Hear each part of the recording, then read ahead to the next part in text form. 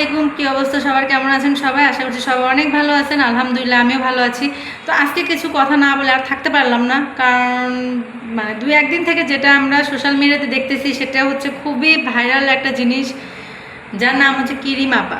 ঠিক আছে, কিরিম আপা তার বাচ্চাকে নিয়ে কিছু ভিডিও পোস্ট করছে সোশ্যাল মিডিয়াতে, তো সেগুলো নিয়েই এখন সে ভাইরাল।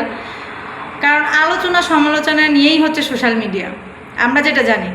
এখন একটা বাচ্চাকে শাসন করলে, সেই ভিডিও যদি ফেসবুকে আপলোড করলে যদি মা অত্যাচারিতা হয়, মা অত্যাচার করে, মা শাসন করতে গেলে যদি মা অত্যাচারিতা হয়, তাহলে এখন থেকে কোনো মাই বাচ্চা কাচ্চাদেরকে শাসন করতে পারবে না।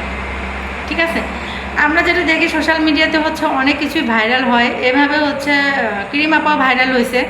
যেটা এখন তুমুল আলোচনায়, সেটা হচ্ছে তার মেয়েকে নিয়ে।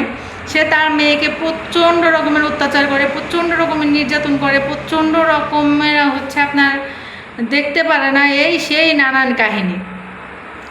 ঠিক আছে, তো সে কিছু ভিডিও আপলোড করছে বাচ্চাকে নিয়ে। সে বাচ্চাকে মারতেছে নাকি শাসন করতেছে, বাচ্চা নাকি ভয়ে তার চোখের দিকে তাকায় কথা বলতে পারতেছে না।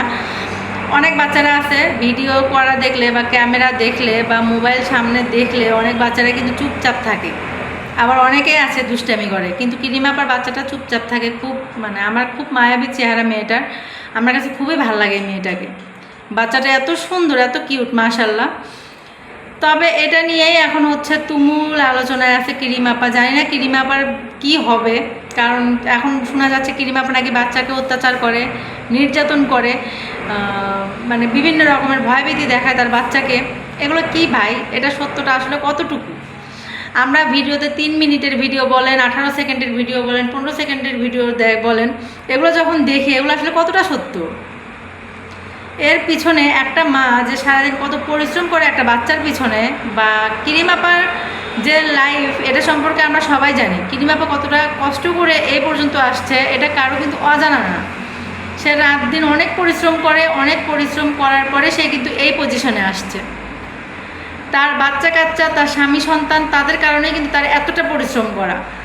আর সামান্য 18 সেকেন্ডের একটা ভিডিও, 3 মিনিটের একটা ভিডিও দেখে আপনারা একটা মাকে জাজ করে ফেলেন। আপনারা পারেনও বটে, সত্যি আপনাদেরকে নিয়ে আর কিছু বলার নেই আমার।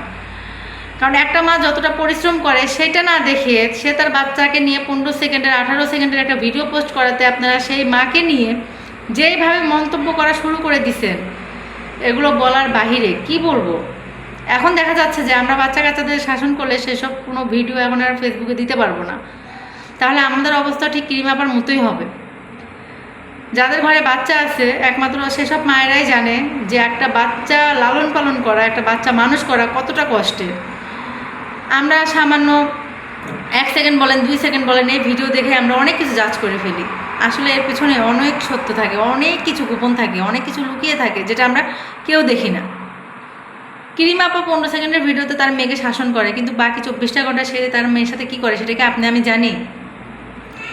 আমি কিন্তু জানি না। যাই হোক, এই বিষয়ে আমার আর কিছু বলার নাই।